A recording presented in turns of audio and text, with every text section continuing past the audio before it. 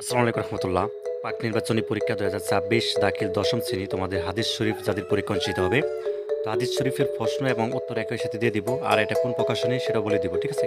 টেনশনের কোনো কারণ নাই। আর প্রথম হচ্ছে আমরা যেহেতু ক বিভাগ তোমাদের 40টি এমসিকিউ দিতে হয়, এগুলো আনসার আমরা দিয়ে নিই, তারপর হচ্ছে তোমাদেরকে বলতেছি এটা কোন প্রকাশনীর, ঠিক আছে? আচ্ছা, আর যাদের কমন পড়ে অবশ্যই কমেন্টে জানাবা, এবং কোন কোন বিষয় লাগবে সেটা কমেন্টে জানাবা, ঠিক আছে? অর্থাৎ কোন কোন প্রকাশনী। আচ্ছা, সঠিক উত্তরটি দেখো। 1 নাম্বার এখানে বলছে হাদিসের আলোচ্য বিষয় কি? তো 1 নাম্বার উত্তরটি হচ্ছে তোমাদের এখানে কি হবে, যে গ নাম্বারটা উত্তরটা কি হবে, যে গ নাম্বার তোমাদের একটু দেখাই, এই যে গ নাম্বারটা হাদিসের আলোচ্য বিষয় কি হবে? আর রাসূল ইসলাম হিসেবে মুহাম্মদ সাল্লাল্লাহু আলাইহি ওয়াসাল্লামের সত্তা, তাই না? রাসূল হিসেবে মুহাম্মদ সাল্লাল্লাহু আলাইহি ওয়াসাল্লামের সত্তা। আচ্ছা, 2 নাম্বার এখানে বলছে কোনটি আহাদা এর অন্তর্ভুক্ত নয়? এখানে তোমাদের 2 নাম্বার প্রশ্ন হচ্ছে গ নাম্বারটা হবে, কি হবে? গ নাম্বার। আচ্ছা, এরপর দেখো হাদিস কোন প্রকার ওহী? হাদিস কোন প্রকার ওহী? এটা হচ্ছে 3 নাম্বার আনসারটা কি হবে, যে খ নাম্বার হবে। খ নাম্বার কি দিয়েছে যেটা। এরপর দেখো 4 নাম্বারটা এখানে বলছে যে বিশুদ্ধতা ও দুর্বলতার দিক থেকে হাদিস কত প্রকার, ঠিক আছে? তো 4 নাম্বার প্রশ্ন উত্তরটা হচ্ছে খ নাম্বার হচ্ছে কত, 3 প্রকার হবে। আচ্ছা, আদালত এর শব্দের অর্থ কি, ঠিক আছে? 5 নাম্বার আনসারটা কি হবে, দেখো ক নাম্বারটা হবে। ক নাম্বার কি আছে, ন্যায় প্রবণতা। ক নাম্বার দেখো খানার শুরুতে কি বলতে হয়, অর্থাৎ খানার যখন আমরা খাওয়া দাওয়া শুরু করি বা হচ্ছে খাবার খাই, তখন আসলে কি বলতে হয়? এটা হচ্ছে বিসমিল্লাহ বলতে হয়। এটা তোমরা সবাই জানি, অনেকেই এটা বলি। আচ্ছা, আজওয়া কোথা হতে এসেছে? আজওয়া, এই যে আজওয়া জিনিসটা, যে এটা সত্য কথা, এটা কোথা থেকে এসেছে? জান্নাত থেকে, ঠিক আছে? আচ্ছা, এরপর দেখো আঙুর ও পাত্র চেটে পরিষ্কার করে খাওয়ার যে হেকমত, এটা আসলে মূলত কি? আচ্ছা, 8 নাম্বার এটা হচ্ছে তোমাদের ক নাম্বার হবে, যেন খারাপ বরকত বাদ না পড়ে। আচ্ছা, এরপর দেখো এখানে আমাদের একটা বলছে, এই শব্দটির বাপ বলছে, ঠিক আছে? একটা শব্দ দেওয়া আছে, এটার বাপ বলছে কি? এটা হচ্ছে তোমাদের গ নাম্বারটা হবে, যে গ নাম্বারটা হবে ফিল, ঠিক আছে? আচ্ছা, এই শব্দটির মূল বর্ণটা কি, ঠিক আছে? মূল বর্ণটা কি? এই 10 নাম্বার আনসার তোমাদের বলে দিচ্ছি, খ নাম্বার হবে।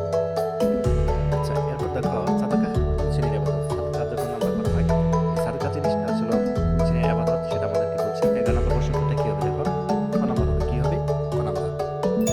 আচ্ছা, এরপরে আমাদের দেখো তোমাদের হচ্ছে 12 নম্বর প্রশ্নটা। তো 12 নম্বর এখানে বলছে অবৈধ, অবৈধ অর্থাৎ অবৈধ উপায়ে অর্জিত সম্পদ দান করে, অর্থাৎ সওয়াবের নিয়ত করা কি? সওয়াবের নিয়ত করা হচ্ছে তোমাদের এখানে 12 নম্বর হচ্ছে ক নম্বর হবে, কুফরি।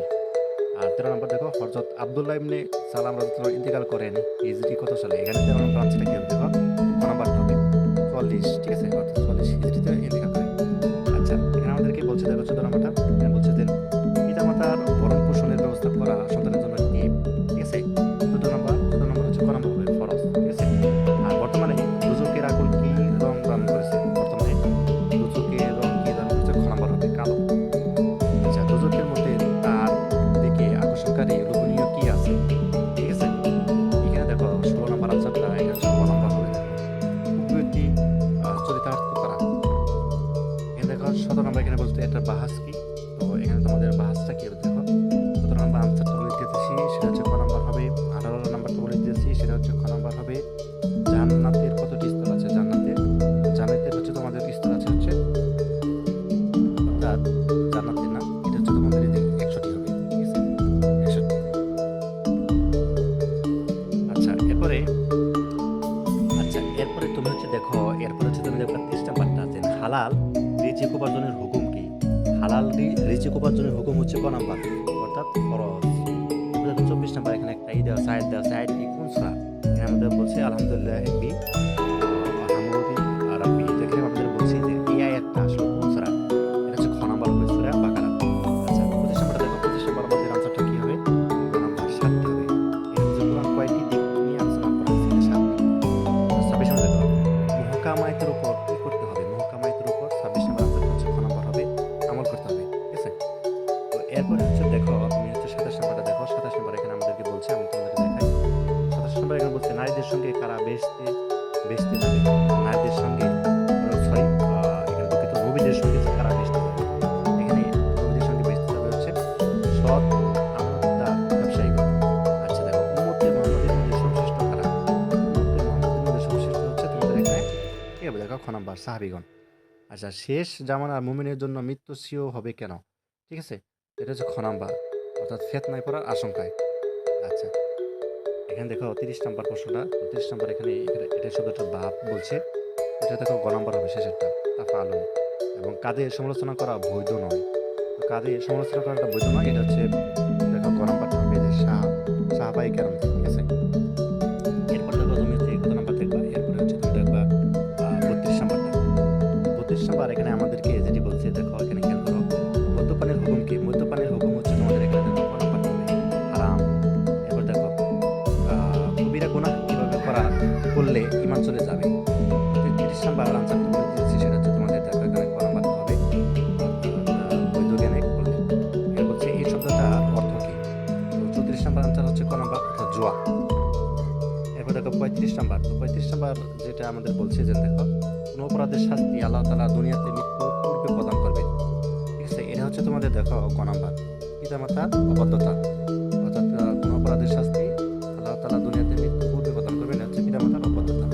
আচ্ছা, সন্ত্রাসী কর্মকাণ্ডের হুকুম কি? সন্ত্রাসী কর্মকাণ্ডের হুকুম হচ্ছে তোমাদের ক নাম্বার হারাম। এরপর দেখো মুসলমানদের উপর অস্ত্র ধারণ করার হুকুম কি? মুসলমানদের উপর অস্ত্র ধারণ হুকুম হচ্ছে ক নাম্বার কবিরা গুনাহ। আচ্ছা, এরপর দেখো তোমাদের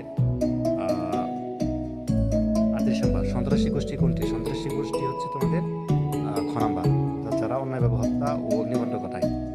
শয়তানের বিষ মাখা তীর কি? শয়তানের বিষ মাখা তীর এটা প্রায় সময় সেটা হচ্ছে 25টি।